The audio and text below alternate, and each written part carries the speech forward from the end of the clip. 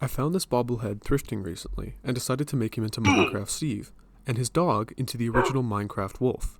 After sanding his base, we went along and cut off his head. This horrific act will allow me to modify the head and the body separately. After putting on the safest of deli gloves, I mixed up some 2-part epoxy sculpt. I used a few pieces to give Steve those little square bang things. I also squared up his head a bit since he was looking a little round. Steve is canonically a Chad, so I gave him high cheekbones and bulked out his jawline. I then started on the dog, giving it a squarer snout and blockier ears. Through pain and suffering, I battled the epoxy sculpt to give Steve's clothes some blocky detail.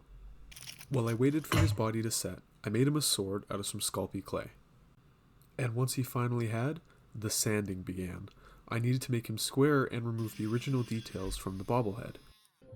Mod Podge Was used to prime the body and conceal imperfections in my original sculpting and sanding. Besides decapitating him, painting was my favorite part. I first painted thick base coats over the hair, torso, and pants, before moving on to his skin tones.